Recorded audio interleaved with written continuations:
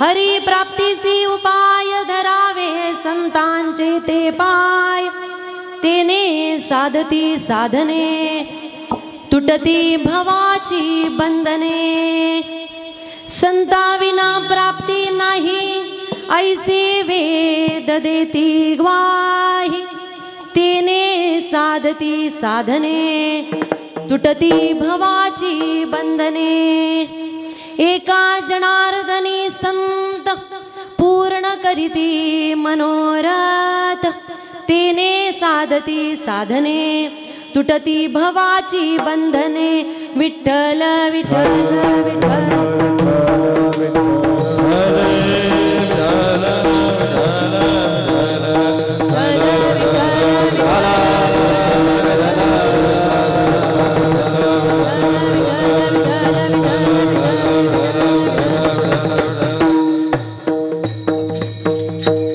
नमो विठ्ठला राजया पांडुरंगा नमो रुक्मिणी माऊली ज्ञान गंगा नमो पुंडलिका नमो चंद्रभागा नमस्कार माझा रुक्मिणी पांडुरंगा महायोग पीठे तटे भीमरथ्यां वरम पुंडरीकाय दातुं मुनींद्रे समागत्य तिष्ठन्तमानंद कंदम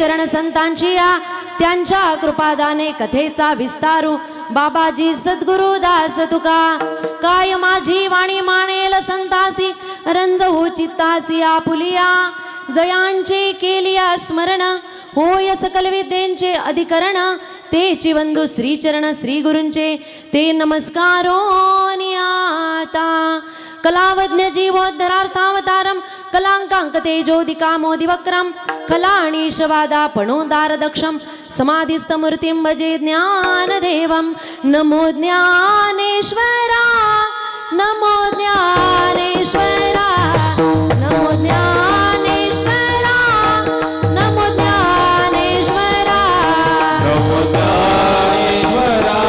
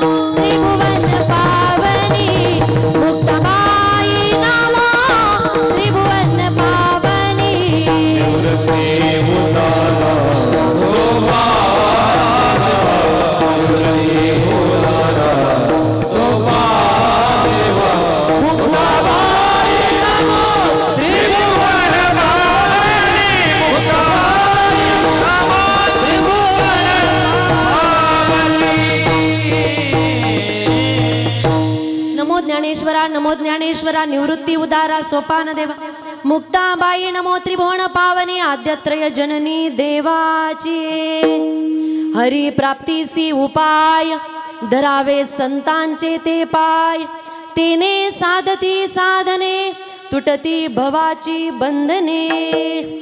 प्रस्तुत प्राप्त प्रसंगी प्राप्तस्थळी सेवेकरिता निवडलेला अभंग महान भगवत भक्त परम गुरु भक्त शांती ब्रह्म पैठण निवासी एकनाथ महाराज यांचा देवाच्या प्राप्तीसाठी संतांची महती सांगणारा उत्कृष्ट 4 चरणाचा अभंग सेवेकरिता निवडलेला आहे. विठ्ठल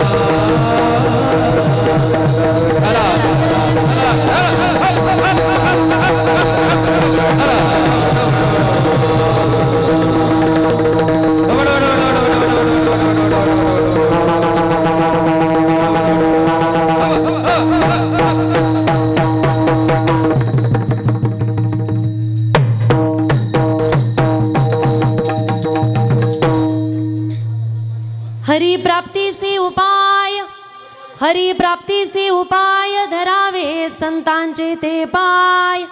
तेने साधती साधने तुटती भवाची बंधने. प्रस्तुत सेवेकरिता निवडलेला अभंग नाथ महाराजांचा आहे. नाथ महाराज या अभंगामधून देवाच्या प्राप्तीसाठी संत महात्म्यांची आवश्यकता असते हे सांगतायत प्रथम चरणामध्ये. त्यानंतर म्हणतायत की साधू संतांच्या संगतीमध्येच हे भवसागर तरुण जाण्याचं साधन जे आहे ते साध्य केलं जातं. दुसऱ्या चरणात सांगतात. तिसऱ्या चरणामध्ये सांगतायत की आध्यात्मिक शास्त्रातील अति उच्च असणारं न्यायालय म्हणजे वेदाचं सुद्धा तेच मत आहे. तिसरं चरण. आणि चौथ्या चरणामध्ये सांगतायत की ते संत महात्मे साधकांचे सर्व मनोरथ पूर्ण करतात. हा झाला अभंगाचा सरळ साधा अर्थ. विठ्ठल विठ्ठल.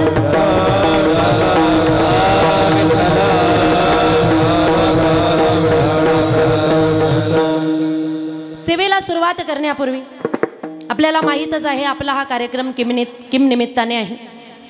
ज्ञानोबरांच्या संजीवन समाधी सोहळ्याच्या निमित्ताने आपण सर्व भाविक भक्त या अलंकापुरी नगरीमध्ये उपस्थित झालेलो आहोत.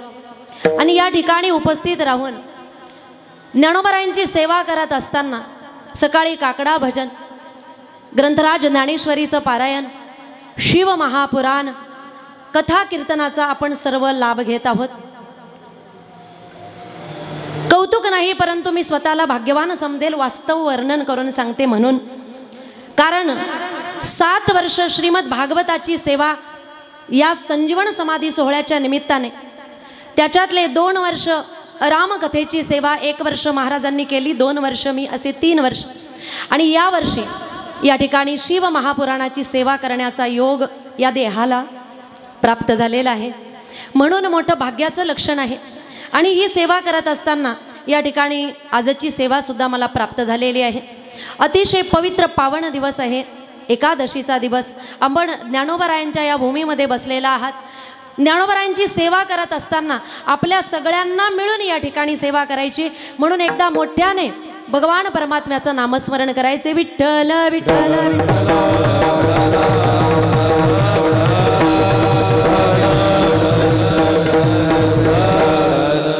अहो भाग्याने तुम्हा आम्हाला मानव देह प्राप्त झालेला आहे.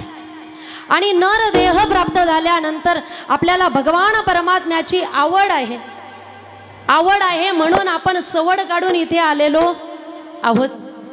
आणि म्हणून ज्याच्यासाठी हा देह मिळालेला आहे त्याच्यासाठी या देहाचा वापर केला जातो. ज्याच्यासाठी देह मिळालेला आहे त्याच्यासाठी जर या देहाचा वापर केला नाही तर मनुष्य देह हा अजिबात सार्थक होणार नाही. जर देह मिळाला तर त्याचं कारण काय सांगितलेलं आहे? भगवान परमात्म्याची प्राप्ती करून घेण्यासाठीच मनुष्याला देह मिळाला.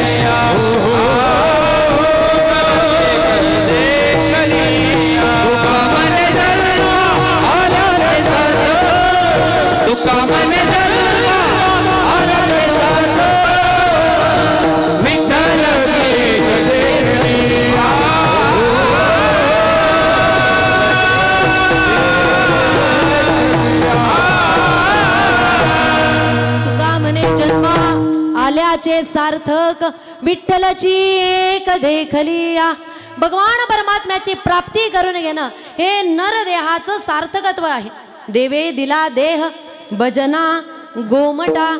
भगवान परमात्म्याने हा देह परमार्थ करण्यासाठी दिलेला आहे, पण आपण वापरतो कशासाठी आहे? भोजना गोमटा. ज्याच्यासाठी वापरला पाहिजे त्याच्यासाठी जर वापरला नाही तर मनुष्याचं जीवन व्यर्थ जाते.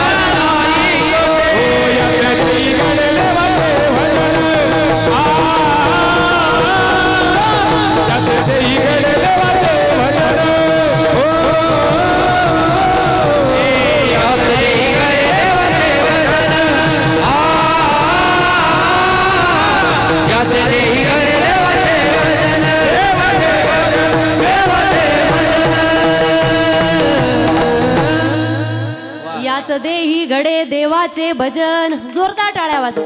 या ठिकाणी कंजूसी करू नका, पैसे लागणार नाही टाळ्या वाजवायला. विठ्ठल विठ्ठल विठ्ठल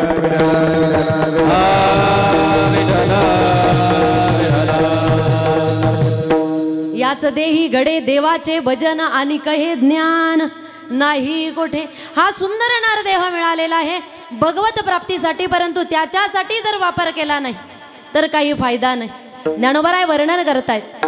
कने विन सोपटे कनसे लागले से गणदाटे, काय करावे गोमटे ओस शहर. का साबरी वाढीनल्या सरळा, वरी फळना तू पोकळा. कास्तन झालिये गळा, शिळिये जैसे तैसे मूर्खाचे जियाले. जर आपल्याला नरदेह प्राप्त झाला आणि जर आपण भजन केलं नाही तर जीवन व्यर्थ आहे, मूर्खासारखं आहे.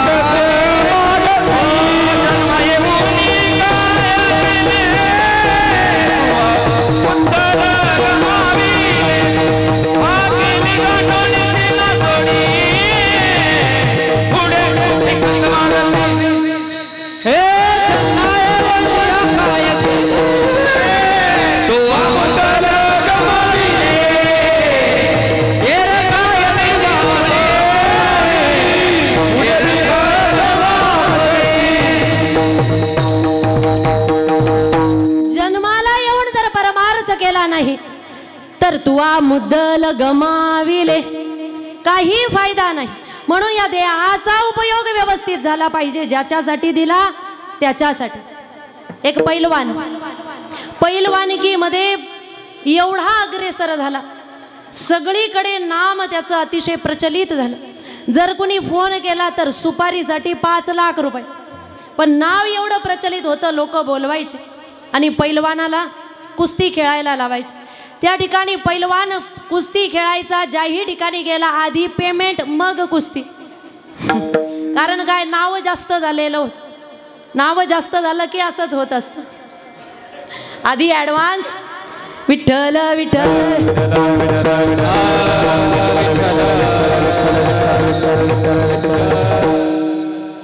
एकदा असा प्रसंग घडला. एका गावामध्ये बोलवलं गेलं, त्या ठिकाणी कुस्ती खेळली, 5 लाख मिळाले. 2-3 गावांमध्ये शेजारी बोलवलं गेलं, तिथंही 5-5 लाख रुपये भेटले.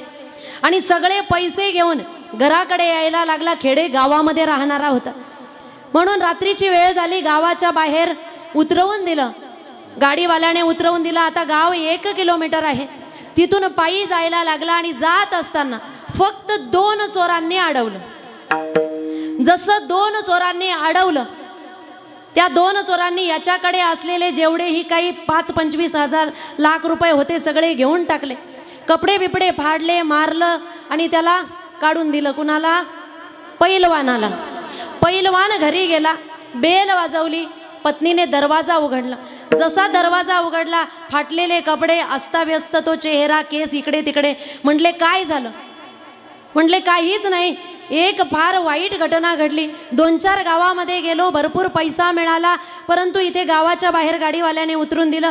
घराकडे येत असताना 2 चोरांनी अडवलं, सगळे पैसे घेतले, मारलं आणि मला सोडून दिलं. पत्नीने विचारलं का हो, मग तुम्ही त्या चोरांना काहीच केलं नाही, तुम्ही तर पैलवान आहात ना? पैलवानाने उत्तर दिलं, जोपर्यंत 5 लाख कोणी ठेवत नाही आपण अंगाला हात लावत. विठ्ठल विठ्ठल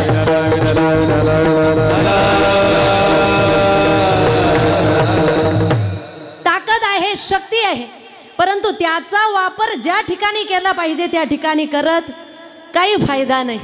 म्हणून नरदेह मिळाला आणि भगवंताचं भजन केलं नाही तर त्या ठिकाणी जीवन व्यर्थ आहे. नाही तरी गेला जन्म वाया, जन्म वाया, नाही तरी गेला जन्म वाया, जन्म वाया, नाही तरी गेला जन्म वाया, जन्म वाया, नाही तरी गेला जन्म वाया.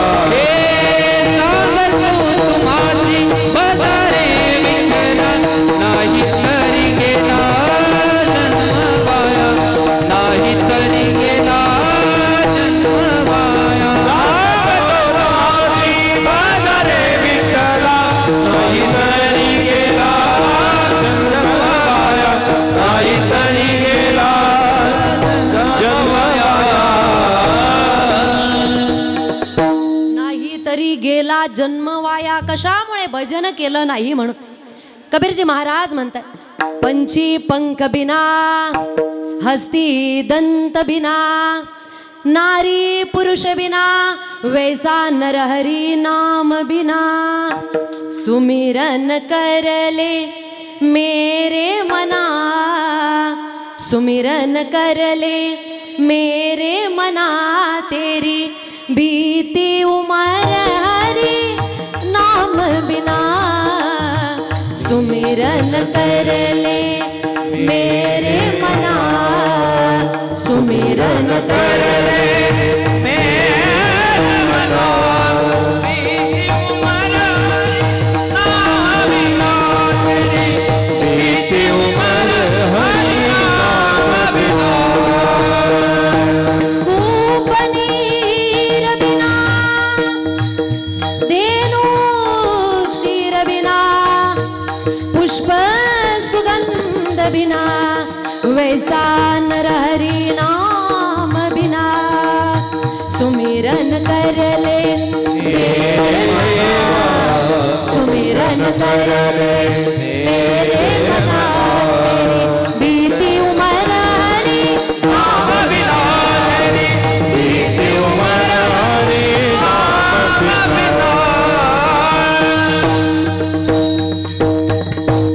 पक्षी आहे पंख नसून काही फायदा नाही, गाय आहे दूध नाही काही फायदा नाही, स्त्री आहे आश्रयाला पती नाही काही फायदा नाही. तशाच पद्धतीने हत्ती आहे दात नाही काही फायदा नाही, फूल आहे सुगंध नाही. म्हणून काही गोष्टी असल्या तर बरं वाटतंय.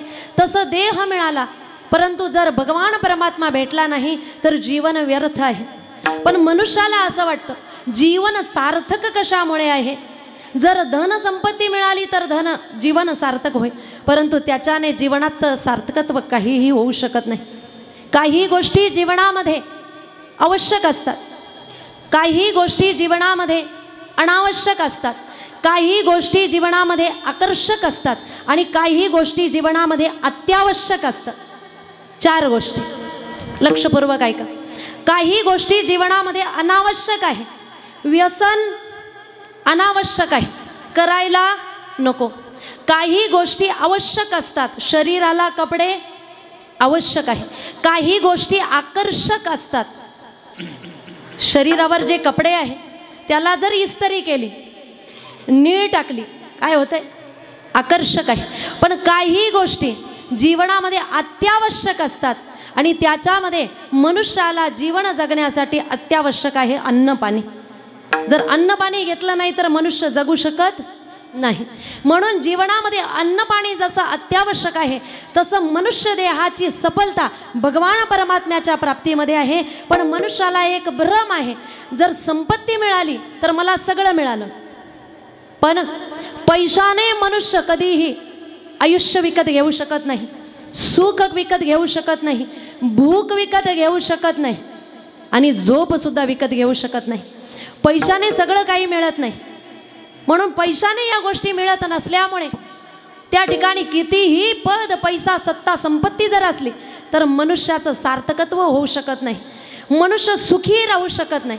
जर मनुष्याला सुखी राहायचं असेल तर त्याने काय केलं पाहिजे? संत महात्म्यांनी सुखाचे 2 पत्ते सांगितलेले आहेत. कोणत्याही जातीचा, कोणत्याही धर्माचा, कोणत्याही समाजाचा, कोणत्याही पंथाचा जरी मनुष्य व्यक्ती असेल तरी सुद्धा त्याला एकच आवश्यकता आहे, ते म्हणजे सुख. क्रिया सुखासाठी आहे, पण पदरामध्ये दुःख पडतंय. क्रिया सगळ्या सुखासाठी आहे. आपण परमार्थ करतोय त्याचं सुद्धा कारण 99% लोकांचं उत्तर एकच आहे, सुखासाठी. फार क्वचित लोक असे आहेत की परमार्थ भगवान परमात्म्याच्या प्राप्तीसाठी करतात, परंतु बऱ्याच जणांचा परमार्थ करण्याच्या मागचा हेतू काय आहे? ते सुख असतं. परंतु भगवान परमात्म्याचं जे प्राप्ती आहे किंवा सुख जे आहे मनुष्याला जर प्राप्त करायचे असेल, संत महात्म्यांनी 2 पत्ते सांगितलेले आहे. म्हणतात तुम्हाला जर सुखी व्हायचं असेल तर एक आहे, सुख आहे संतांजवळ. सुखवसे हेची ठाई बहुपाई संताचा आई संताचा बहुपाई संताचा सुख या वसे आई बहुपाई संताचा पाई संताचा बहुपाई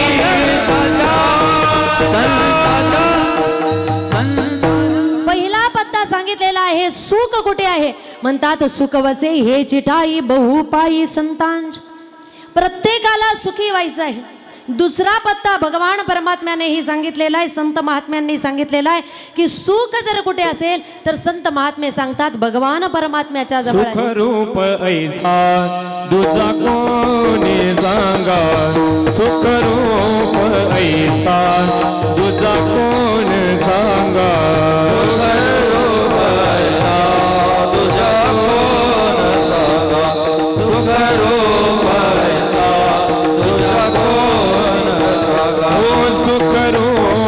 ऐसा तुझा कोणी सांगा.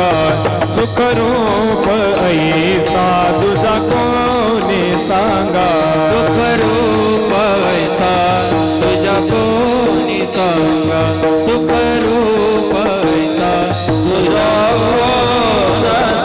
माझ्या पांडुरंगा सारखा तो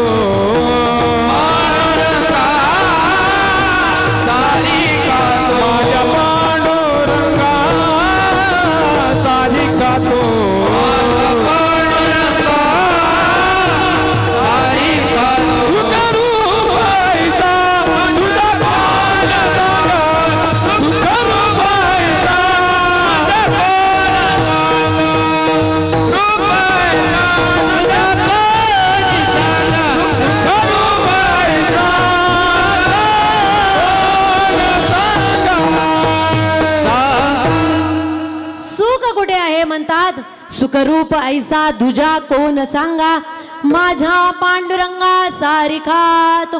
सुख आहे भगवान परमात्म्याच्या जवळ. सर्व सुखाचे आगर बाप रखुमा देवीवर. सुख भगवान परमात्म्याच्या जवळ आहे. पण हे 2 पत्ते जे आहे ते मनुष्याला माहीत नसल्यामुळे मनुष्य इतरत्र ठिकाणी सुख शोधतोय, म्हणून मनुष्य दुःखी आहे. आणि एक कारण जर आज बघितलं तर मनुष्य का दुःखी आहे? दुसऱ्याचं सुख बघून मनुष्य दुःखी आहे. दुसऱ्याच्या सुखाने जास्त दुःखी आहे, स्वतःच्या दुःखाने दुःखी नाही. मनुष्य स्वतःच्या दुःखाने दुःखी नाही, तर दुसऱ्यांचं सुख बघून मनुष्य जास्त दुःखी आहे. एक व्यक्ती दवाखान्यामध्ये गेला, डॉक्टरांना सांगितलं माझं पोट दुखतंय. डॉक्टरांनी पोट चेक केलं, म्हटले कधीपासून पोट दुखतंय? त्या व्यक्तीने उत्तर दिलं, जेव्हापासून शेजारच्याने 4 व्हीलर घेतली तेव्हापासून माझं पोट दुखतंय. आता डॉक्टरांनी अशी कोणती औषधी द्यायची की ज्याच्यामुळे याचं पोट दुखणं बंद होईल? म्हणजे मनुष्य स्वतःच्या दुःखाने दुःखी नाही, दुसऱ्यांच्या सुखाने जास्त दुःखी आहे. ज्याच्यामुळे सुख मिळतंय त्याच्याकडे मनुष्य जात नाही. नाथ महाराज म्हणतायत सुख या ठिकाणी आहे. लोक म्हणतात जर सुख इथे आहे ना, मग आम्हाला देव सुखी होण्यासाठी पाहिजे आहे. मग जर सुख पाहिजे असेल ते देवामुळे मिळत असेल. तेने बिने जीवा सुख नो हे सुख नो हे तेने बिने जीवा सुख नो हे सुख नो हे तेने विना जीवा सुख नो हे सुख नो हे तेने विना जीवा सुख नो. आपुला तो ये देव करून घ्यावा आपुला तो ये देव करून घ्यावा तेने बिन जीवा सुख नो हे तेने बिन जीवा सुख नो हे आपुला तो एक करून घ्यावा आपुला तो एक देव करून घ्यावा तेने बिन जीवा सुख नो हे तेने बिन जीवा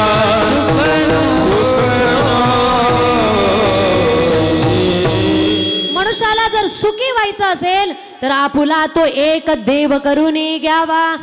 महाराजांनी सांगितलेलं आहे ज्याला सुखी व्हायचं असेल त्याला देवाची प्राप्ती करायची आहे. आणि देवाची प्राप्ती कशामुळे होईल म्हणतात संतांमुळे होईल. अभंगाचं प्रथमचरण. हरि प्राप्तीचे उपाय हरि प्राप्तीचे उपाय हरि प्राप्ती उपाय हरि प्राप्ती उपाय हरि प्राप्तीचे उपाय हरि प्राप्तीचे उपाय हरि प्राप्ती उपाय हरि प्राप्ती उपाय करावे संताचे पाय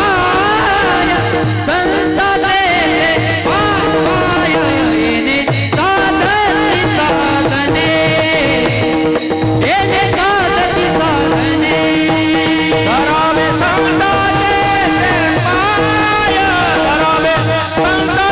पाय करावे संताचे पाय येणे साधती साधने येणे साधती साधने हरि प्राप्तीचे उपाय करावे संता तेथे पाय संताचे पाय करावे संता तेथे पाय हरि प्राप्तीचे उपाय करावे संताचे पाय करावे संताचे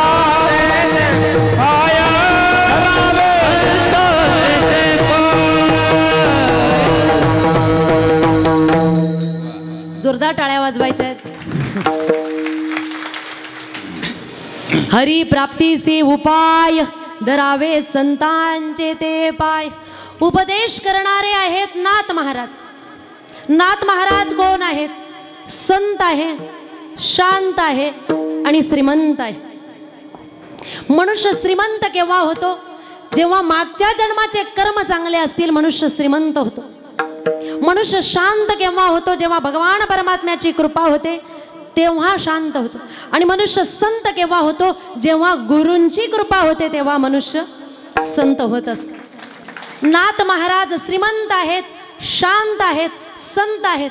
त्याचं कारण साक्षात भगवान परमात्मा 36 वर्ष ज्यांच्या घरी पाणी भरतायत ही नाथ महाराजांची श्रीमंती आहे. कावडीने पाणी जागरे चक्र पाणी वाये चक्र पाणी वाये कावडीने जागरे पाणी चक्र पाणी वाहे जागरी चक्र पाणी वाहे भक्ती भावे निळा वंदित से पाये भक्ती भावे निळा वंदित से पाय भक्ती भावे निळा वंदित से अनन्य भक्ती भावे निळा वंदित से पाणी जागरी चक्र पाणी वाये चक्र पाणी वाये चक्र पाणी वाहे जागरी चक्र पाणी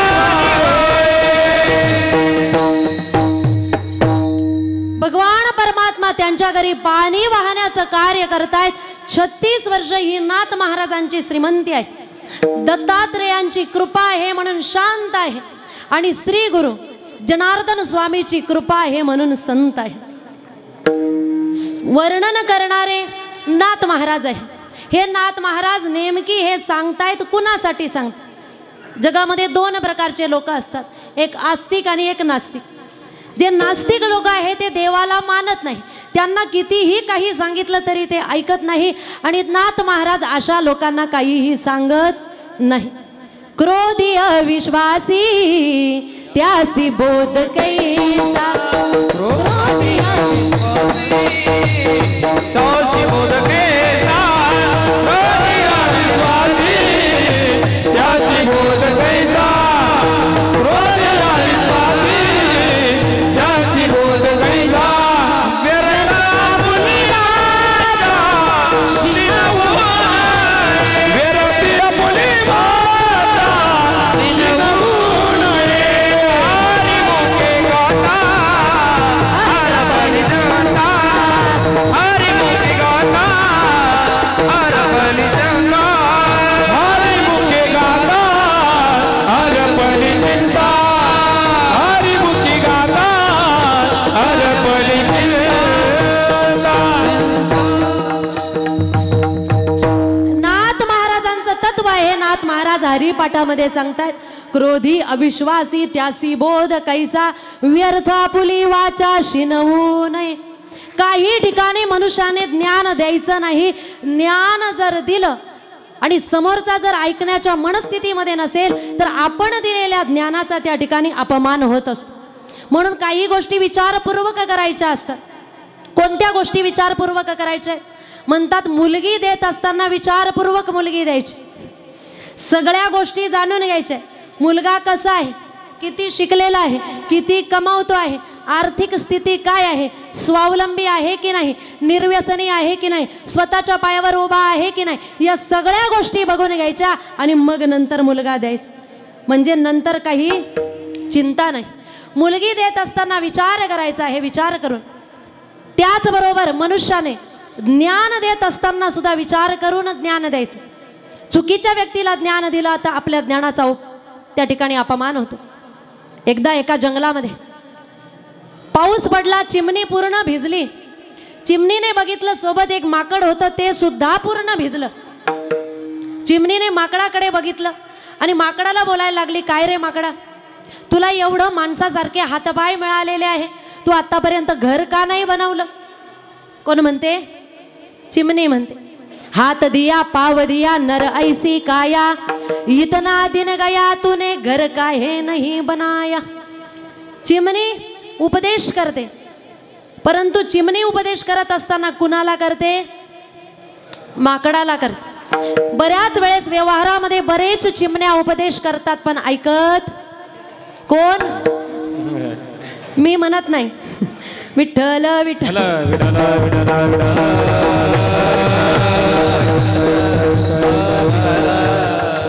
उपदेश करणारी चिमणी आहे. उपदेश ज्याला करते ते माकड आहे. माकडाला राग आला की चिमणीने मला उपदेश करावा, मी एवढा मोठा हातपाय वगैरे सगळं आणि छोटीशी चिमणी मला उपदेश करते. राग आला माकडाला. माकडाने काय केलं? चिमणीचा खोपा उचलला आणि विहिरीमध्ये फेकून दिला. दृष्टांत संपला. सिद्धांत बघा, जिने उपदेश केला तिने चांगला उपदेश केलेला होता, पण ज्याला उपदेश केला तो चुकीचा होता. परिणाम उपदेश केल्यानंतर सुद्धा उपदेश वाया गेला. म्हणून मनुष्याने पैसे उधार देत असताना सुद्धा विचार करायचा आहे, मुलगी देत असताना विचार करून द्यायचं आहे, आणि त्याच्यानंतर ज्ञान देत असताना विचार करून ज्ञान द्यायचं. नाथ महाराज मग हा जो उपदेश करतायत, हे जे सांगतायत हे नेमकी कुणाला सांगतायत? म्हणतात नाथ महाराज ज्यांना उपदेश करतायत ते आहे साधक. नाथ महाराज कुणालाही उपदेश करत नाही. साधक कोण आहे? जो साधनेमध्ये रत आहे तो साधक आहे. कोण आहे साधक? साधना हे ज्याचं जीवन आहे तो आहे साधक. भगवान परमात्म्याची प्राप्ती व्हावी अशी प्रत्येक क्षणाला ज्याच्या अंतकरणामध्ये तळमळ आहे तो आहे साधक. कायमी उद्धार पावेन, कायमी उद्धार पावेन, कायम कृपा करील नारायण,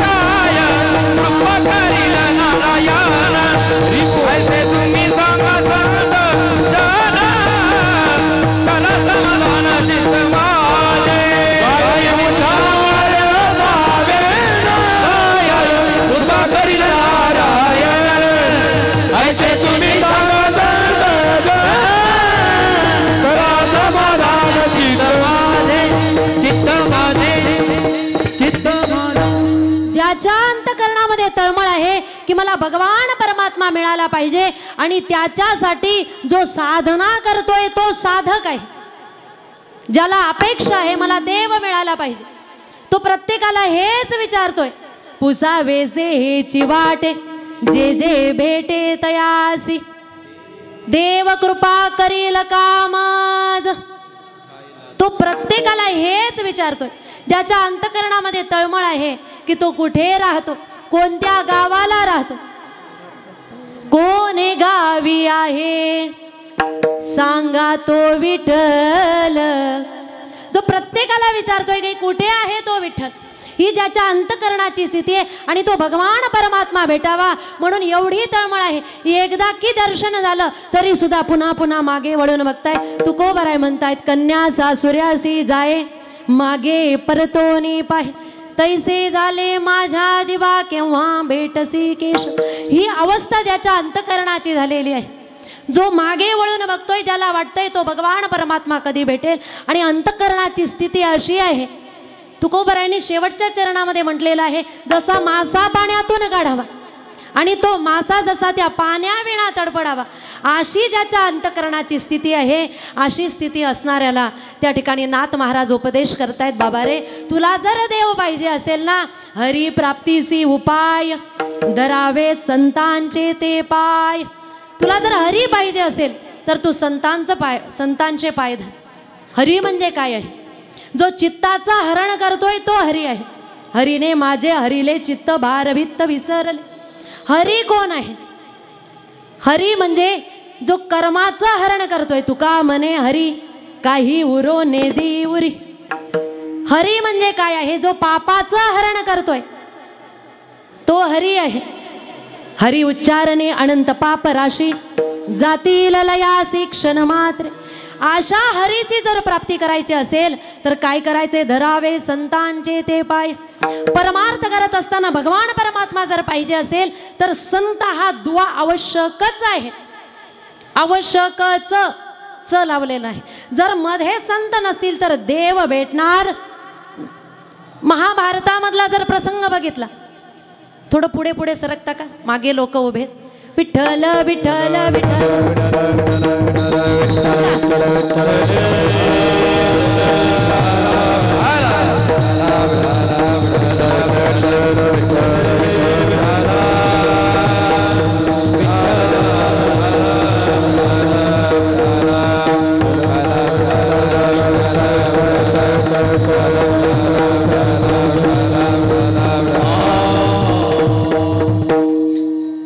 महाभारतामध्ये एक प्रसंग आलेला आहे.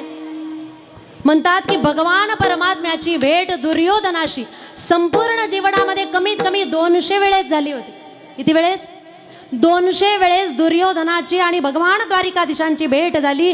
परंतु तो भगवान परमात्मा भेटून सुद्धा दुर्योधनाला कळाला नाही. त्या भगवंताने येऊन जरी उपदेश केला तरी सुद्धा दुर्योधनाला त्याच्यावर काही परिणाम झाला नाही. तो उपदेश समजला नाही. कारण काय आहे? मध्ये संत रूपी दुवा नाही.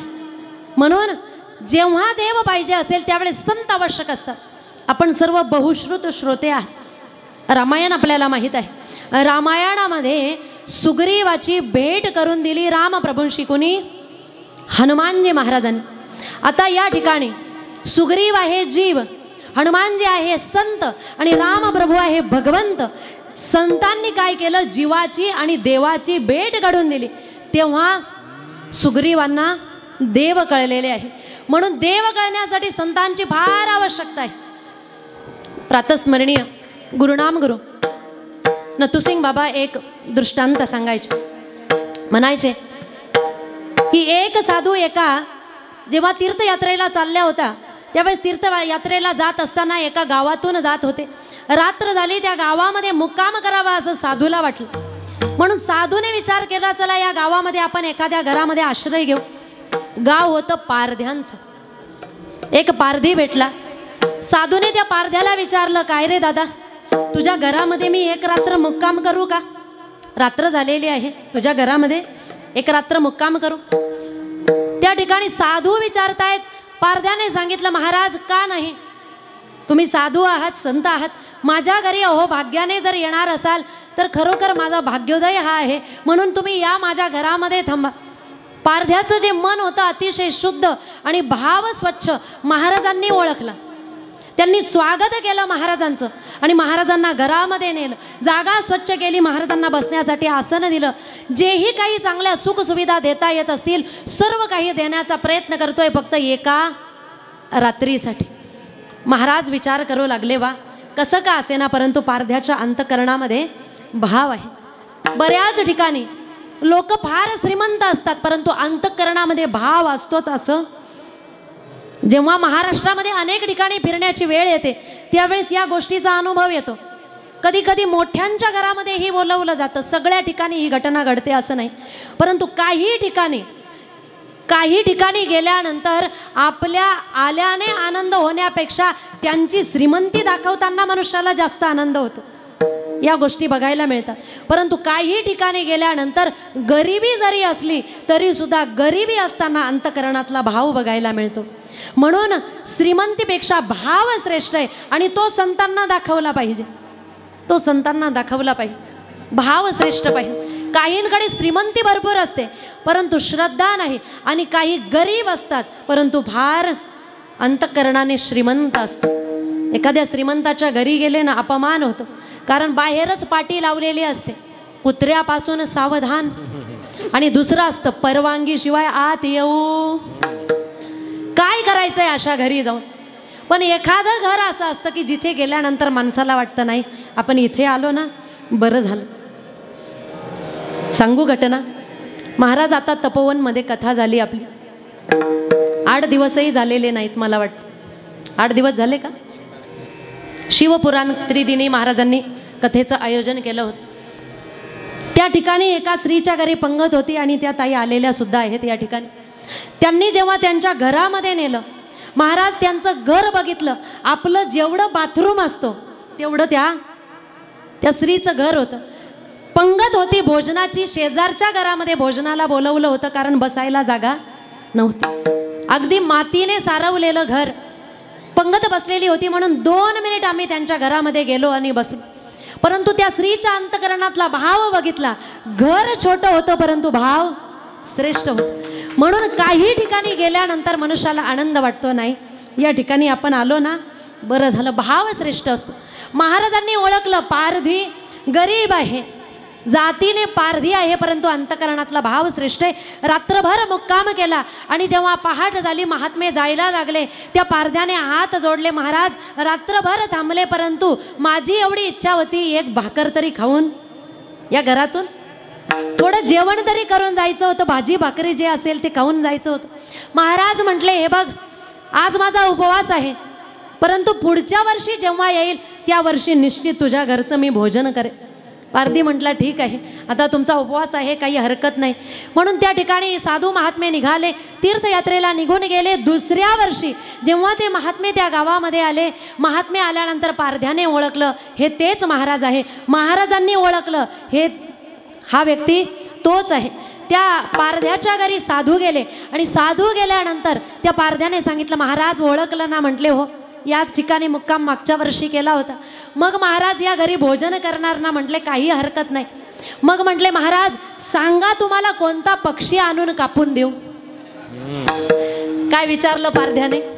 असा कोणता पक्षी तुम्हाला आवडतो, तुम्ही सांगणार तो पक्षी आणेल आणि कापून त्याची भाजी बनवेल. महाराजांनी ओळखलं भाव शुद्ध आहे, ज्ञान नाही, भाव शुद्ध आहे. मग महाराजांनी विचार केला, भाव जर शुद्ध आहे ना याला देव भेटला पाहिजे.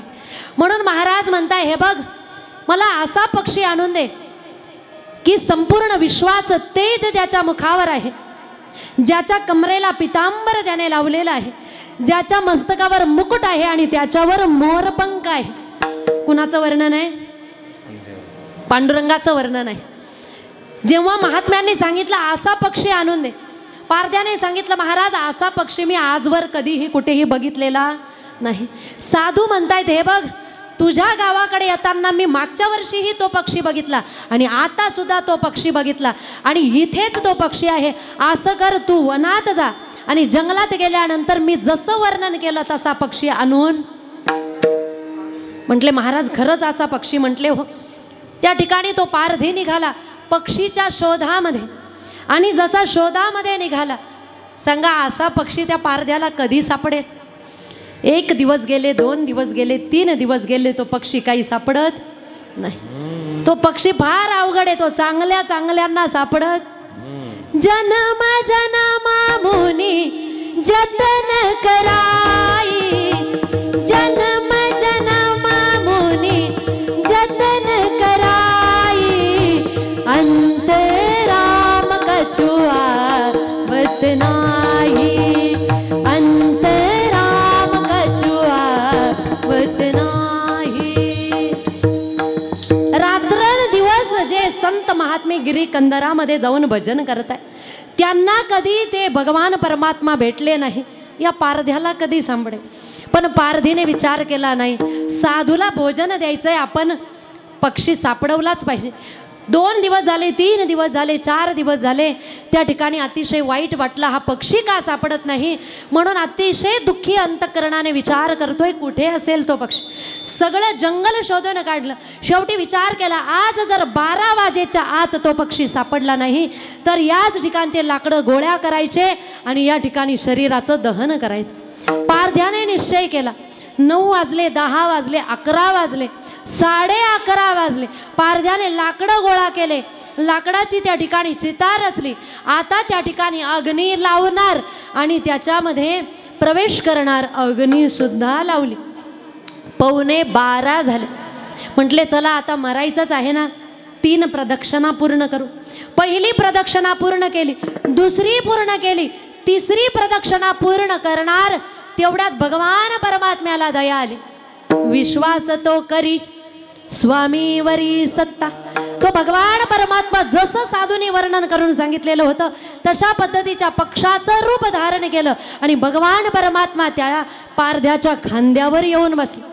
पारध्याने जसं बघितलं आणि जसं जसं वर्णन त्या महात्म्यांनी सांगितलेलं आहे तसंच वर्णन, अगदी तसाच पक्षी. पारध्याकडे जाळं होतं, पारध्याने जाळं टाकलं, तो पक्षी सापडला आणि पारध्याला राग आला. एवढे दिवस घालवले, अजून सापडला नव्हता.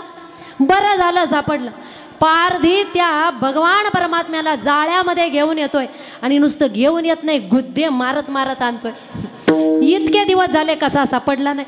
साधू उपाशी असतील म्हणून गुद्दे घालत घालत आणलं घरापर्यंत आणि घरापर्यंत आणल्यानंतर त्या जाळ्यातला तो देव काढला आणि जसा तो देव काढला त्या साधूच्या डोळ्यामध्ये पाणी आलं की देवा तुला माझ्यासाठी यावं लागलं, या पारध्याला दर्शन द्यावं लागलं. त्या साधूने हात जोडले आणि साधू त्या ठिकाणी भगवंताला म्हणतायत, प्रभो इथे आणत असताना या पारध्याकडून जर थोडीफार चूक घडली असेल ना तर क्षमा कर, हा पारधी फार साधा आहे.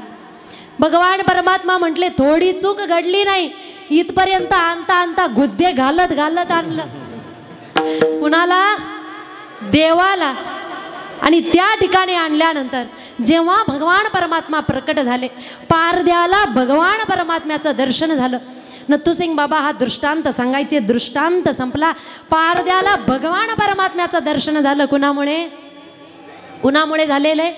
साधूमुळे दर्शन झालेलं आहे. म्हणून जीवनामध्ये जर संत भेट झाली तर भगवान परमात्मा भेटल्याशिवाय राहत नाही. विठ्ठल विठ्ठल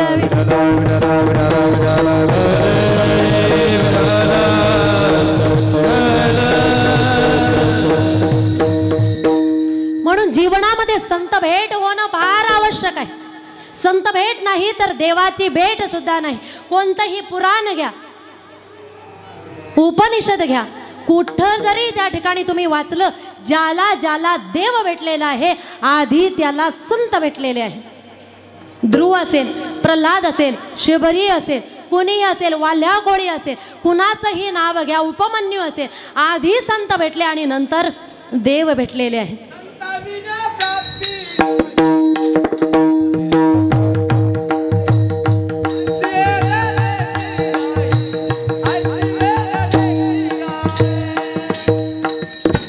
म्हणून त्या ठिकाणी संत भेट होणं जीवनामध्ये फार आवश्यक आहे.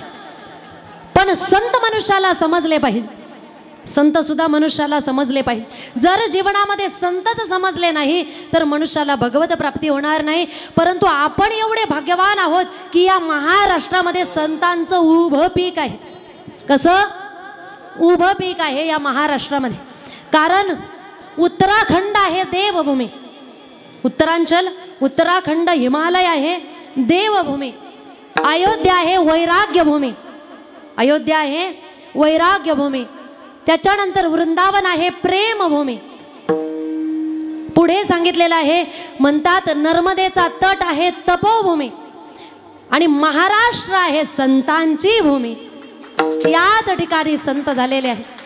बहुतांशी संत जे आहेत 75 ते 80% संत या महाराष्ट्राच्या भूमीमध्ये झालेले. एकदा तुकोबरांच्या चतुशताब्दीमध्ये पंढरपुरामध्ये सर्व संतांची मांदियाळी झाली. सर्व संत महात्मे आले, मोठा कार्यक्रम आयोजित केला गेला आणि त्या कार्यक्रमामध्ये सकल संत एकत्र झाले आणि सभा झाली संतांची. त्या संतांची सभा चालू असताना एक काश्मीरचा व्यक्ती आलेला होता. काश्मीरचा एक व्यक्ती आलेला होता आणि तो काश्मीरचा व्यक्ती त्या सभेमध्ये बसलेला होता. ती सभा चालू असताना, सर्व संतांचा कार्यक्रम चालू असताना त्याने एका कागदावर एक चिठ्ठी घेतली. त्या कागदावर लिहून पाठवलं, मला 2 मिनिट बोलण्यासाठी द्या. ते कागद त्या ठिकाणी स्टेजजवळ जे कोणी असेल आयोजक नियोजक त्यांच्या हातामध्ये दिले आणि तो कागद त्या ठिकाणी दिला. त्या व्यक्तीचा तेजपुंज चेहरा बघितला. लोकांना वाटलं या व्यक्तीला काहीतरी विशेष बोलायचं आहे आणि व्यक्ती आलेला आहे काश्मीरवरून, म्हणून आपण याला बोलू दिलं पाहिजे. त्या व्यक्तीला 2 मिनिट बोलण्याची संधी देण्यात आली.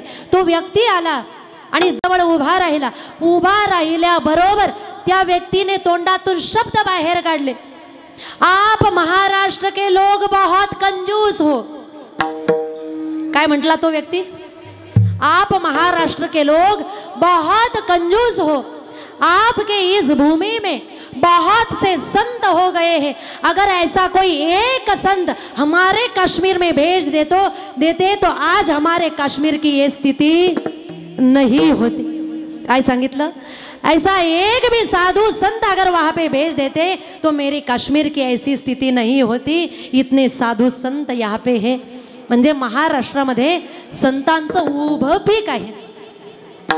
मी एक प्रश्न तुम्हाला विचारते, संत दिसावेत की लक्षणांनी असावेत? हा, लक्षणांनी असावेत. म्हणून संत ओळखत असताना कधीही जातीतून बघू नका. संतांना समजत असताना ओळखत असताना कधीही चमत्कारातून संत जाणू नका. संतांना ओळखत असताना कधीही आचरणातून सुद्धा ओळखू नका. आणि संतांना ओळखत असताना जर ओळखायचं असेल तर अनुभवातून ओळखायचं आहे. पहिली गोष्ट, संतांना जर जाणून घ्यायचं असेल ओळखायचं असेल तर जातीतून कधीही ओळखू नका.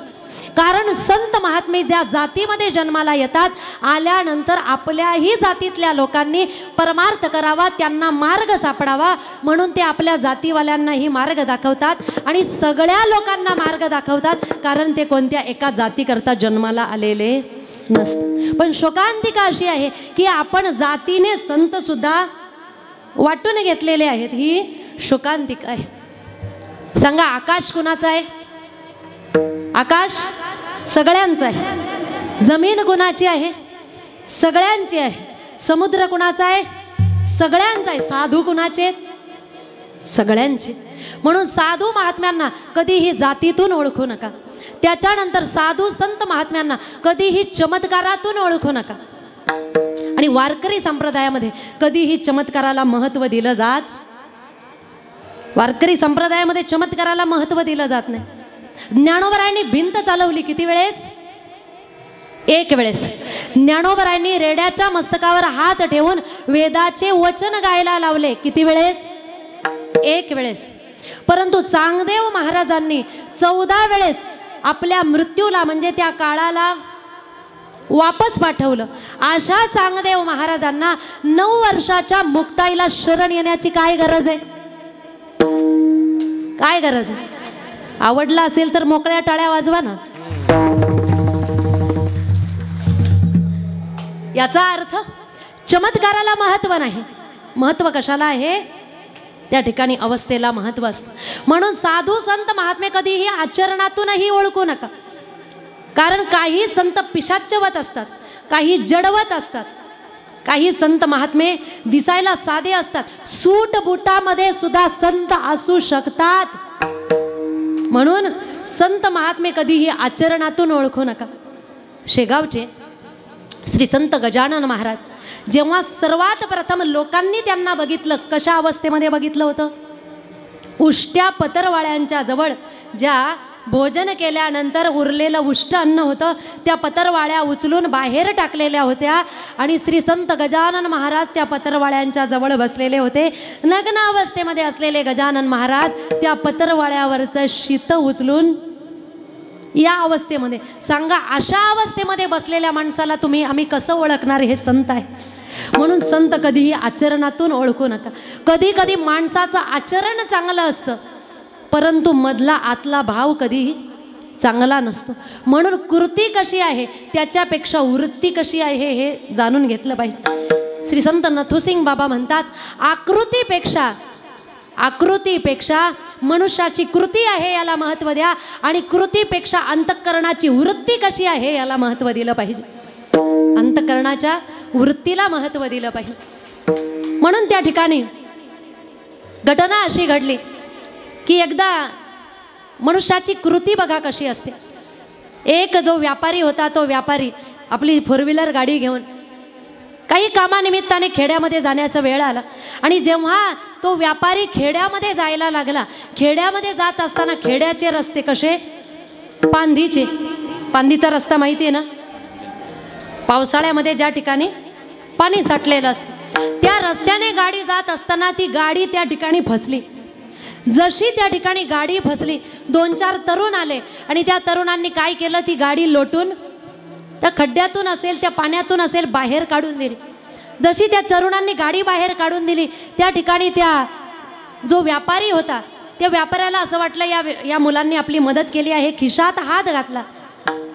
श्रीमंत होता, चांगल्या मोठमोठ्या कोऱ्या करकरीत नोटा काढल्या आणि त्या 3-4 मुलांना 2-2, 3-3 नोटा वाटून दिले. तो जो व्यापारी होता त्या मुलांना म्हटला, काय रे मुलांनो, शिक्षण झालंय का तुमचं? म्हटले हो. काय काम करता तुम्ही? म्हटले काही नाही, हेच काम करतो आम्ही.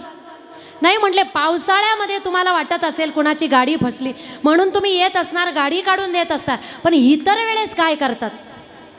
इतर वेळेस काय करतात? त्या पोरांनी उत्तर दिलं, म्हटले इतर वेळेस सुद्धा आम्ही हेच करतो. नाही म्हटले, कसं हो शक्य आहे? त्या पोरांनी उत्तर दिलं, नाही आम्ही इतर वेळेस सुद्धा हेच करतो. म्हणे उन्हाळ्यामध्ये पाणी नसतं, मग हेच कसं काय करतात? त्या 4ही मुलांनी उत्तर दिलं, उन्हाळ्यामध्ये लांबून पाणी आणतो आणि इथे ओततो. कृती चांगली आहे पण वृत्ती वाईट आहे. म्हणून माणसाची कृती जर चांगली असेल परंतु विचार जर वाईट असेल तर म्हणून आचरण जे असेल त्या आचरणाकडे लक्ष देता येत नाही. कुठे लक्ष दिलं पाहिजे? मनुष्याला त्या ठिकाणी अनुभवातून जाणलं पाहिजे. संत महात्म्यांना कसं जाणायचं आहे? म्हणतात संतांना त्या ठिकाणी अनुभवातून ओळखलं पाहिजे. कशा पद्धतीचे अनुभवातून ओळखायचं आहे? म्हणतात संत महात्मे असे असतात, त्यांच्या जीवनामध्ये त्यांची कृती अशी असते, जागृती, स्वप्न, सुषुप्ती, तुरेगा, प्रत्येक अवस्थेमध्ये भगवान परमात्म्याचं भजन तर करतात, परंतु त्यांचं जीवन असं असतं की ते साधे जरी काम करत असले त्यांची शेती करणं सुद्धा पोथी झाल्याशिवाय राहत नाही. असं संत महात्म्यांचं जीवन असतं. म्हणून कांदा मुळा भाजी अवघी विठाई.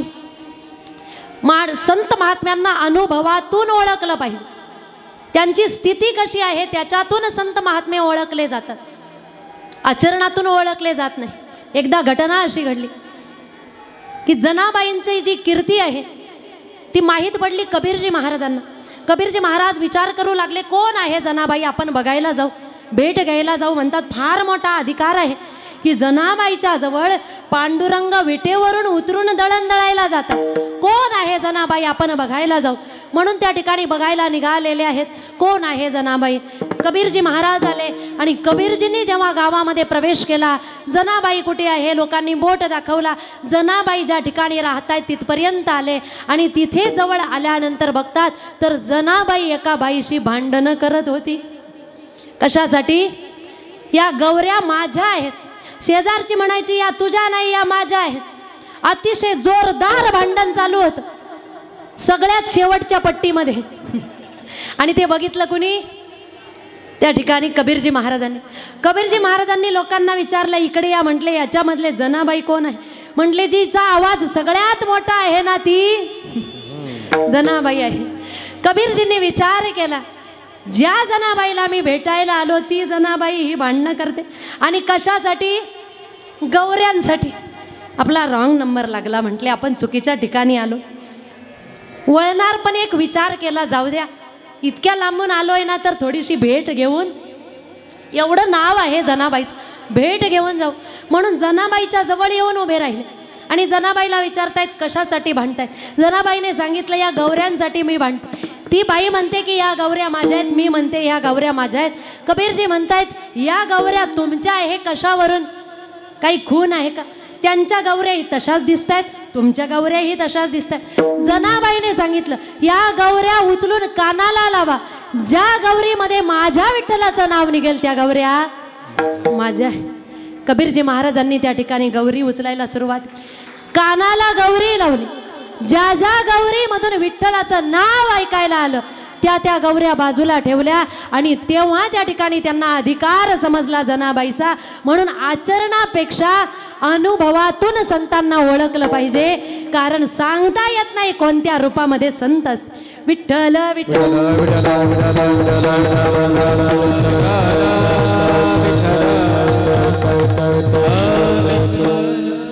म्हणून संत सुद्धा ओळखता आले पाहिजे. कसे असतात संत, कुणाला म्हणतात संत?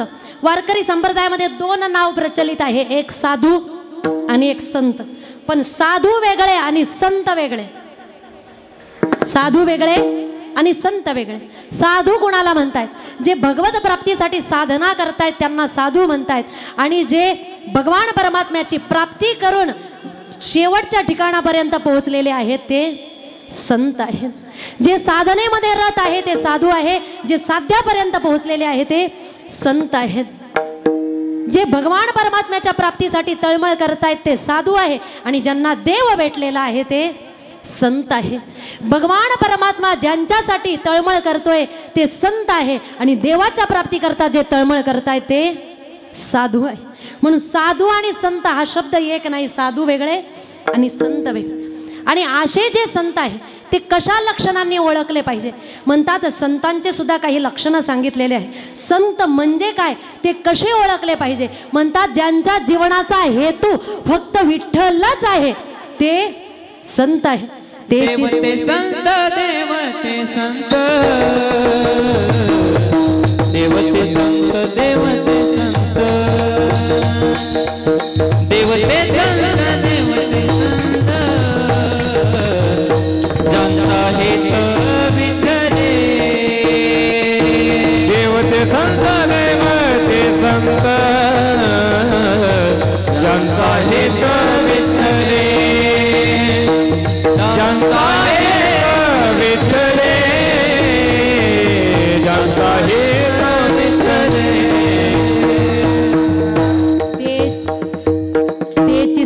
तेची संत ज्यांचा हेत विठ्ठले, नेनती काही टाना टोना नामस्मरणा वाचून. संत त्यांना म्हणतात ज्यांच्या जीवनाचा जगायचा हेतू केवळ विठ्ठल आहे. संत कुणाला म्हणतात?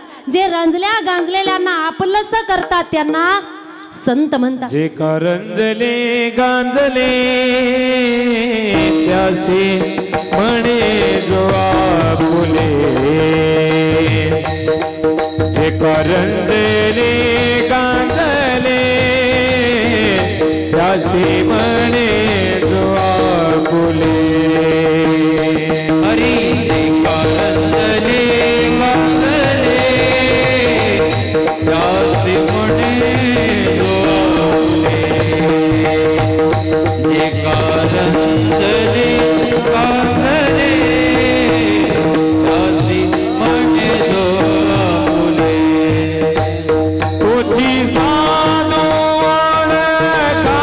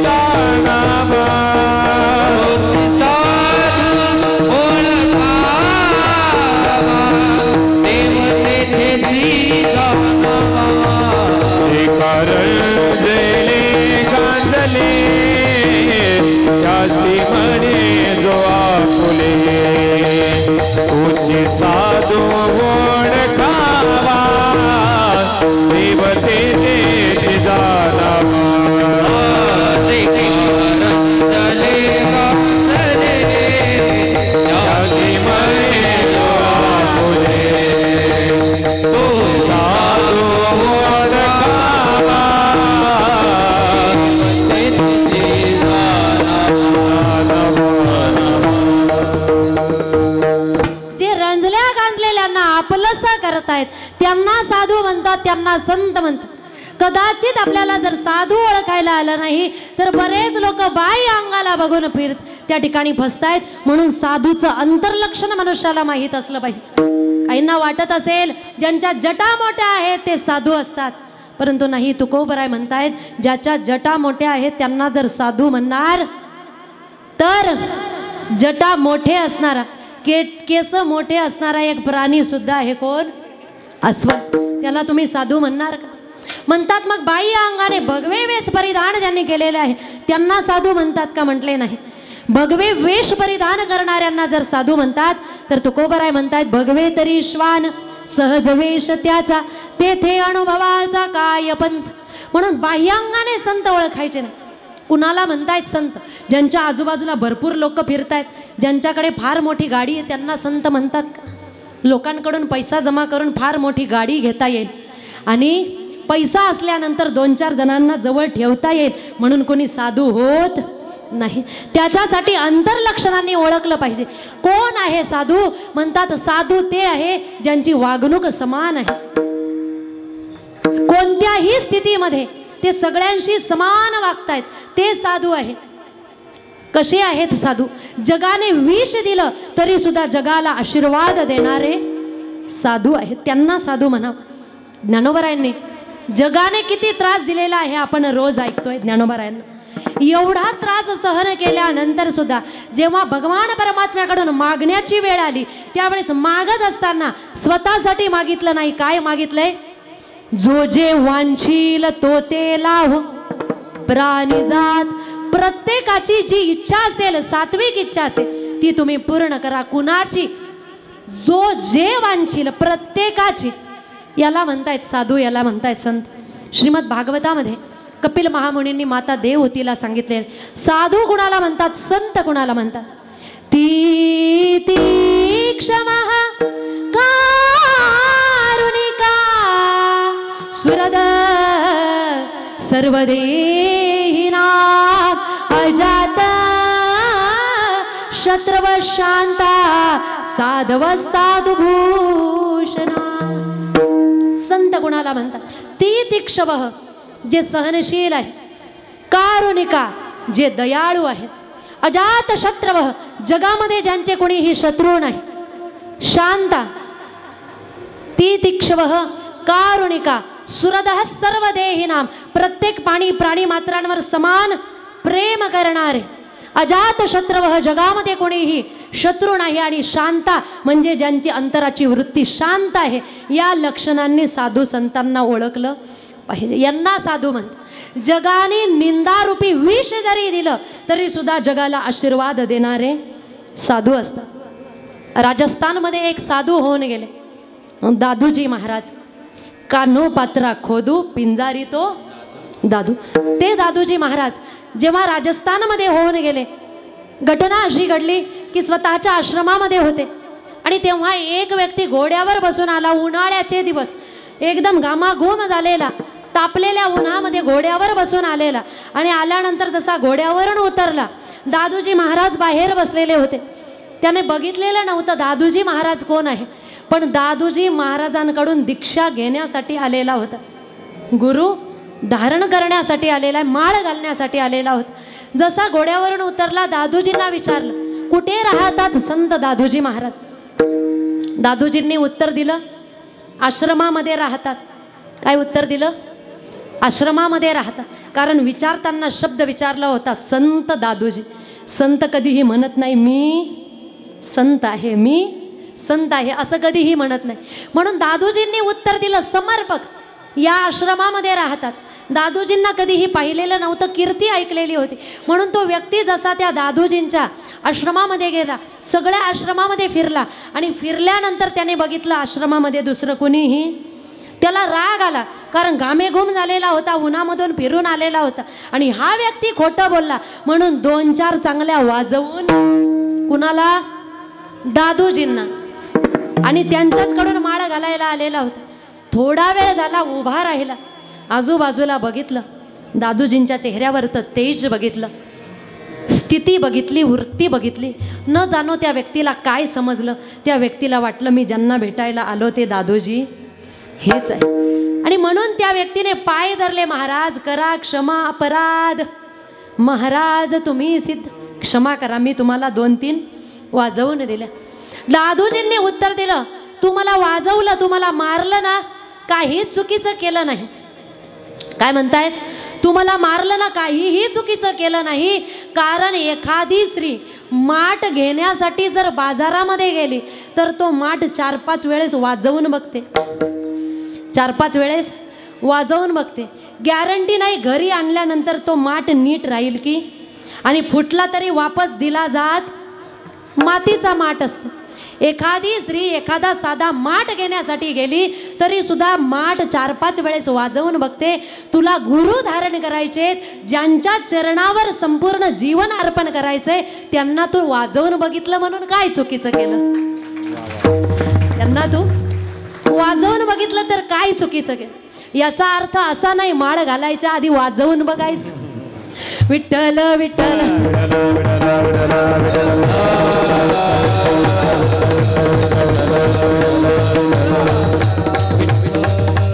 म्हणून संत जे आहेत ते संत त्या ठिकाणी अनुभवातून ओळखले पाहिजे. कारण संतांचं बघणं सुद्धा परमार्थ असतो. सर्वसामान्य माणूस जेव्हा जगाकडे बघतोय त्यावेळेस वासनेच्या नजरेतून बघतोय, आणि संत महात्मे जगाकडे बघतात त्यावेळेस उपासनेच्या नजरेतून बघत असतात, उपासनेच्या नजरेतून बघतात.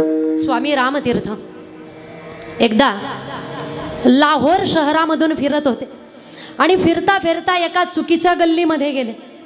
चुकीच्या गल्लीमध्ये गेले आणि एक सुंदर स्त्रीला एका घराच्या जवळ उभं असलेलं बघितलं.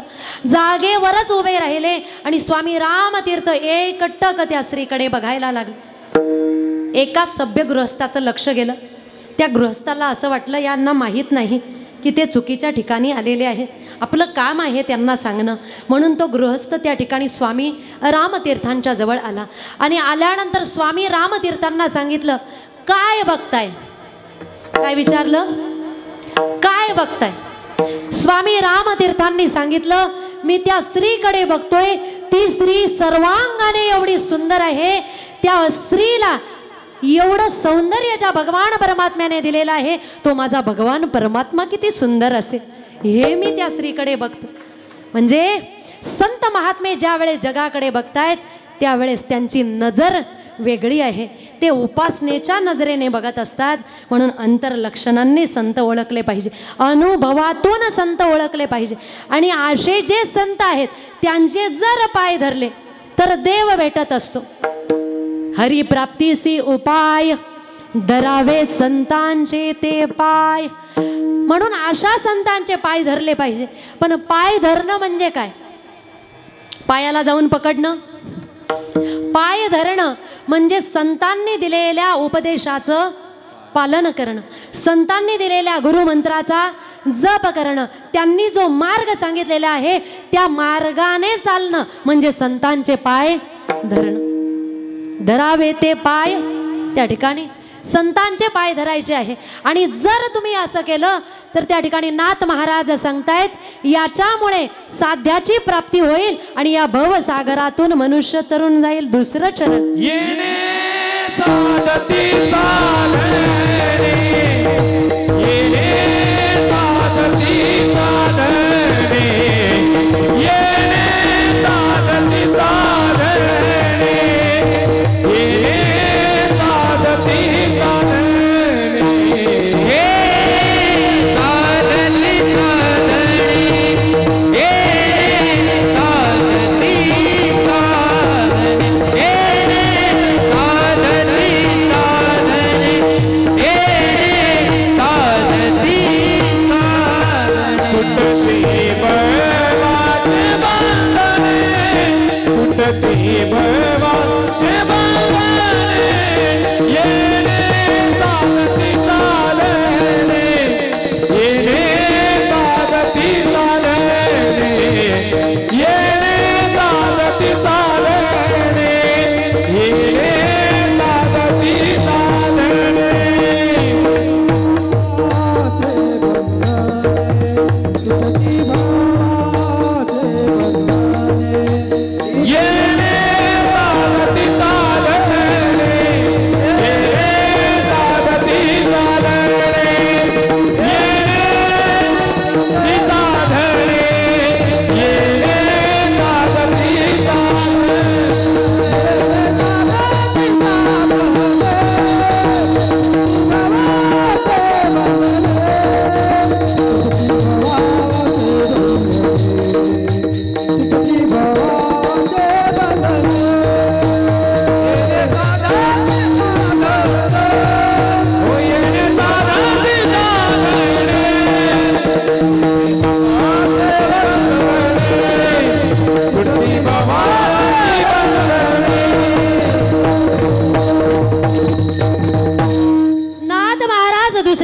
प्रथमचरणामध्ये सांगतायत, जर संतांचे पाय धरले तर काय होईल? तेने साधती साधने तुटती भवाची बंधने.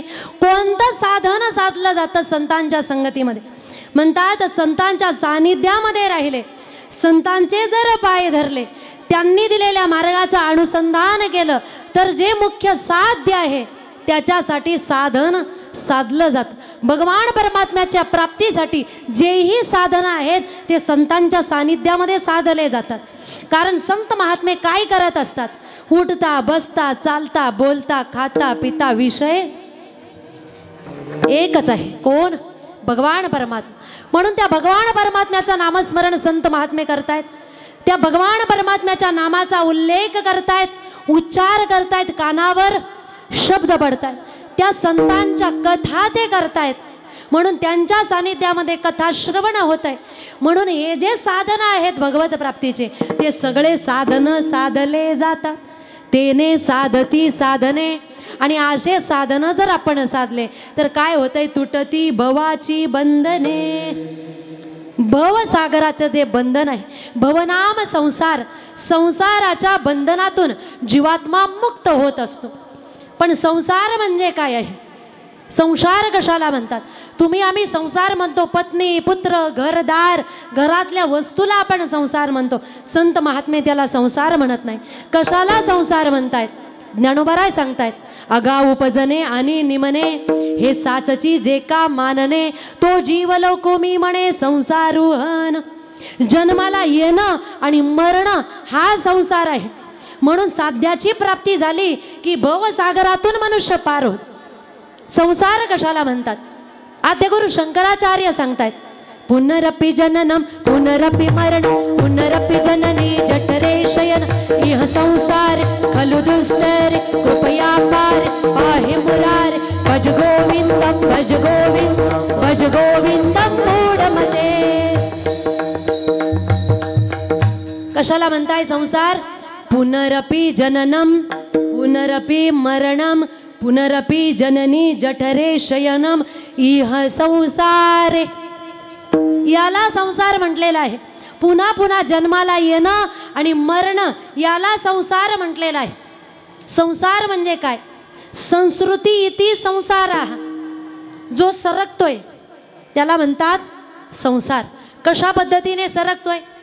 आधी प्रेम पती पत्नीवर एकामेकावर, नंतर मुलांवर, नंतर त्यांच्या मुलांवर, नंतर त्यांच्या मुलांवर, नंतर त्यांच्या मुलांवर चालू ठेवायचे काल्यापर्यंत. याला संसार म्हणतात. संसार कशाला म्हणतात? जो सरकत जातो. आधी बाल्यावस्था, मग कौमारी अवस्था, मग तारुण्य अवस्था, मग जरा अवस्था, आणि जरा अवस्था आली की जरा अवस्थेतले दुःख मनुष्याला भोगावे लागतात. याला संसार म्हणतात. आणि असा जो काही आहे, अशा संसाराचं जे बंधन आहे जन्म मृत्यूचं, हे जन्म मृत्यूच्या बंधनातून जर मुक्त व्हायचं असेल तर संतांच्या सानिध्यामध्ये तेने साधती साधने तुटती भवाची बंधने. आणि जेव्हा ही क्रिया जीवनामध्ये घडते त्या ठिकाणी नाथ महाराज सांगतायत, हे केवळ माझ्या एकट्याचंच मत आहे असं नाही, तर परमार्थामधलं सर्वोच्च न्यायालय त्याचं सुद्धा हेच मत आहे. तृतीय चरण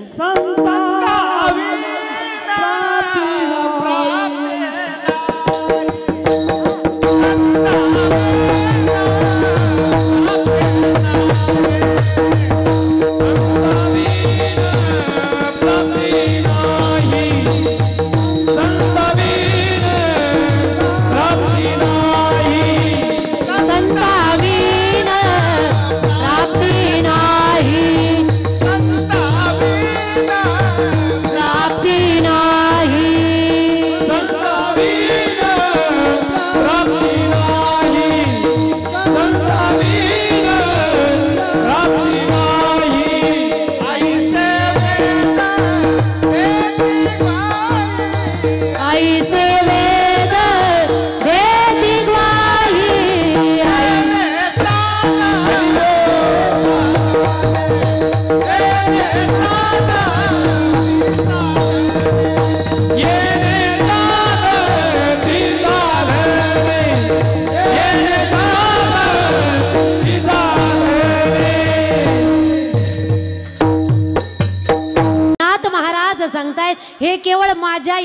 वेदाचंच मत आहे असं नाही, तर म्हणतात वेद सुद्धा तेच सांगतोय, संताविन प्राप्ती नाही ऐसे वेद देती ग्वाही. वेदाचं सुद्धा तेच मत आहे, तुकोबरायांचं सुद्धा तेच मत आहे, संताविन प्राप्ती नाही हेच मत तुकोबरायांचं आहे. संत दर्शनी हा लाभ पद्मनाभ जोडला, ज्ञानोबरायांचं सुद्धा हेच मत आहे. संतांचे संगती मनोमार्ग गती आकडावा श्रीपती येणे पंथी. सकल संत महात्म्यांचं हेच मत आहे. चला देवाला विचारूया, देवाला विचारूया तुमचं काय मत आहे. देवाने सुद्धा सांगितलं, तद्विधी प्रणिपातेन परिप्रश्नेन सेवया उपदेक्षन्ति ते ज्ञानो ज्ञानिनस्तत्वदर्शिना.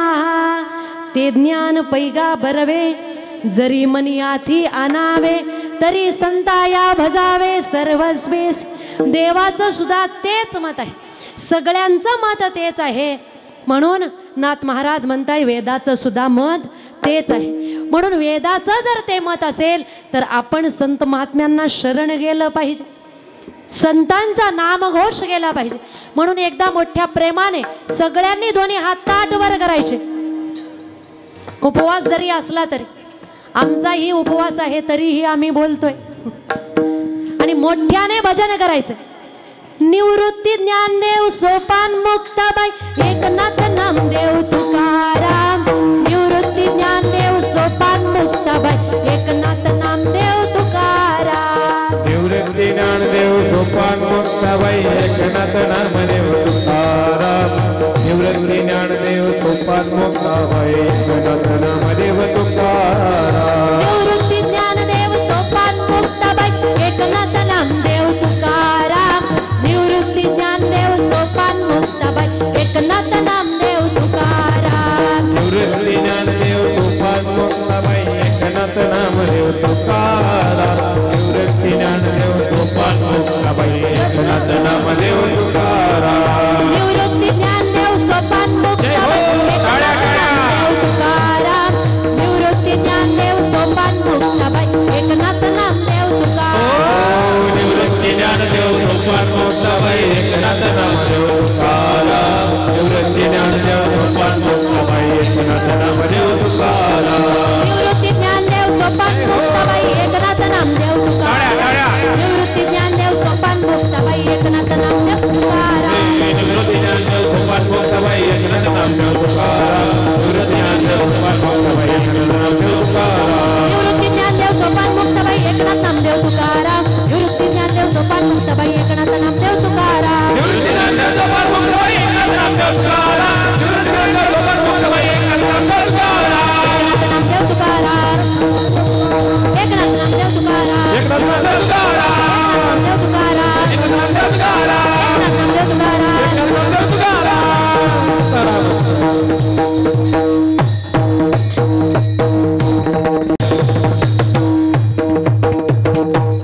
खरोखर एवढा मनापासून जप केला की लाईट घाबरून पळून गेली. आता काही हात वर करू नका, पण बसल्या बसल्या का असे ना भगवंताचं नामस्मरण. विठोबार खुमाई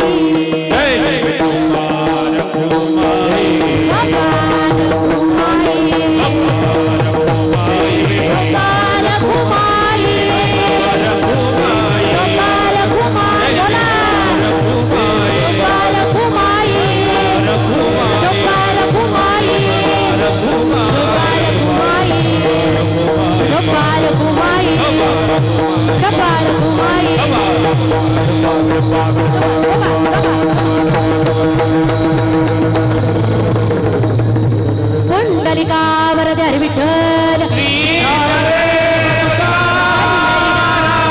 माऊली ज्ञानेश्वर महाराज सिद्धेश्वर भगवान इंद्रायणी माता सब संतन की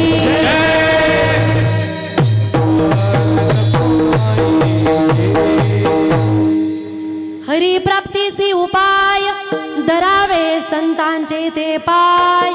तेने साधती साधने तुटती भवाची बंधने. संताविन प्राप्ती नाही ऐसे वेद देती ग्वाही तेने साधती साधने तुटती भवाची बंधने. त्या संतांच्या सानिध्यामध्ये गेल्यानंतर ते संत महात्मे काय करतात, साधकाचं जे खरं मनोरथ आहे भगवान परमात्म्याची प्राप्ती ते मनोरथ पूर्ण करतात. शेवटचं चरण. एका जनार्दनी संता एका जनार्दनी संता एका जनार्दनी संता एका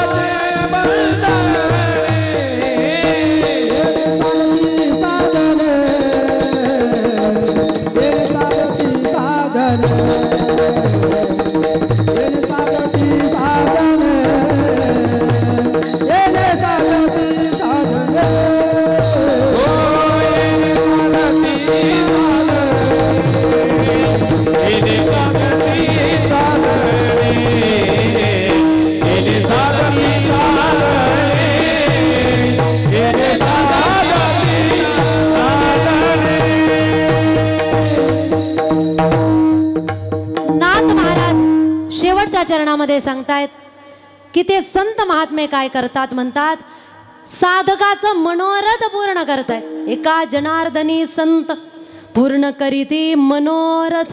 कोणतं मनोरथ असतं साधकाचं? तो मज व्हावा, तो मज व्हावा, वेळोवेळा व्हावा पांडुरंग. तो भगवान परमात्मा भेटला पाहिजे, तो दिसला पाहिजे. काय असतं साधकाचं मनोरथ? तो भगवान परमात्मा भेटला पाहिजे. आणि एकदा की भेटला, तो एकदा भेटल्यानंतर पुन्हा जायला नको. म्हणून भगवान परमात्म्याची प्राप्ती करणं हे एकमेव मनोरथ साधकाचं असतं. आणि संत महात्मे काय करतायत, त्या साधकाला उचलतात. तो दमला थकला असेल तर कडेवर घेतात आणि त्या साधकाला कुठे नेतात? भगवान परमात्म्यापर्यंत. भागली या मज वाहतील कडिये, त्यांचे आणि जोडे सर्व सुख. ते काय करतायत? त्या भगवान परमात्म्यापर्यंत नेऊन ठेवतायत. खऱ्या अर्थाने मनोरथ पूर्ण करतायत. असंच मनोरथ तुमचं आमचं सुद्धा असलं पाहिजे. आपण या पवित्र भूमीवर आलो, या ठिकाणी आल्यानंतर आपलं मनोरथ काय असलं पाहिजे? ज्ञानोबरायांचं दर्शन घडलं पाहिजे, ज्ञानोबरायांचा कृपा आशीर्वाद प्राप्त झाला पाहिजे. अंतःकरणामध्ये भक्तिभाव जागृत झाला पाहिजे, आपल्याकडून भजन झालं पाहिजे, आपलं जीवन सार्थक झालं पाहिजे, तो भगवान परमात्मा आपल्याला भेटला पाहिजे, हेच आपलं मनोरथ या ठिकाणी आल्यानंतर असलं पाहिजे. आणि असं मनोरथ या ठिकाणी निश्चितच ज्ञानोबाराय पूर्ण करतील जर आपल्या मनामध्ये खरा भाव असेल तर. म्हणून या ठिकाणी वेळेत झालेली सेवा ज्ञानोबारायांच्या चरणी समर्पित करत असताना या ठिकाणी पुनश्च एकदा आपण सर्वजण मोठ्या संख्येने वेगवेगळ्या गावांवरून आलेला आहात. आणि मला असं वाटतं या ठिकाणी जेवढ्या गावचे लोक आहेत प्रत्येक गावामध्ये 2-3 कथा, 1-2 कथा झालेल्या क्वचित असे असतील की ज्यांच्या गावामध्ये कथा झालेल्या नाही. तुमचं प्रेम आहे की आपण सगळेजण या ठिकाणी आलात आणि ज्ञानोबारायांची भक्ती करतायत. तुमच्या सगळ्यांचं सहकार्य आपल्या या कार्यक्रमामध्ये प्राप्त होतं आहे. कोणी अन्नदानाची पंगत देतं आहे, कोणी धनाच्या स्वरूपाने मदत करतं आहे, कोणी वाढण्याच्या स्वरूपाने मदत करतं आहे, कोणी स्वयंपाक बनवण्याच्या रूपाने मदत करते. कोणत्या ना कोणत्या अनुषंगाने प्रत्येकजण या ठिकाणी हे जेवढीही मदत आहे ती सेवा फक्त माझ्या ज्ञानोबारायांची आहे. आपण सगळेजण ज्ञानोबारायांची हे सेवा करतायत आणि निश्चितच अशी जर सेवा आपली घडली तर ज्ञानोबाराय आज नाही तर उद्या याद आएगी उनको कभी ना कभी, वो दर्शन तो देंगे कभी ना कभी. तो भगवान परमात्मा आपल्याला कधी ना कधी दर्शन दिल्याशिवाय राहणार नाही. म्हणून त्यांच्याच चरणावर ही दरवर्षीची सेवा समर्पित करायची. याही वर्षी या ठिकाणी झालेली सेवा ज्ञानोबारायांच्या चरणी समर्पित करते. या ठिकाणी या कार्यक्रमासाठी सर्व उपस्थित असलेले सर्व गुणीजन मंडळी, विनेकरी असतील, मृदंगाचार्य असतील, चोबदार असतील, सगळेजण या ठिकाणी उभे आहेत. सगळ्यांचे मी या ठिकाणी आभार व्यक्त करते. आणि उत्कृष्ट साऊंड सिस्टीम मालेगाववरून आलेले आहेत आणि दरवर्षी पैशाचा विचार न करता येण्या जाण्याच्या भाड्यावरच, किरायावरच जे येत आहेत आणि सेवा देत आहेत, आमच्या नानाभाऊंसाठी सगळ्यांनी जोरदार टाळ्या वाजवायच्या. अतिशय सुंदर साऊंडची ते सेवा करत आहेत, त्यांचे मी या ठिकाणी आभार व्यक्त करते. तसं बघितलं तर आभाराची फार मोठी लिस्ट आहे, म्हणून सगळ्यांचे आभार व्यक्त करते आणि माझ्या या सेवेला पूर्ण विराम देते. ज्ञानेश्वर